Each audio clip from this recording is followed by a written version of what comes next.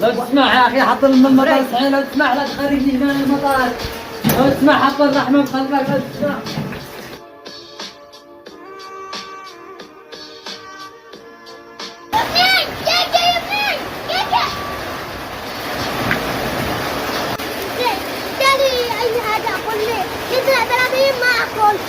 يا اخي يا عم انا والله ما معي الا 100 وعادوا الرجال طردني من الشغل، حسبي الله ونعم الوكيل، لكن الله شو الليلك والله ما قصد السوق عادي ما عندنا هذه. ملابس انت ما معك خلاص شله عمرك. لا خلاص شله عادي انا عادي هقاوم الجوع، انت لك 3 ايام معنا عاد انا شابع الحمد لله.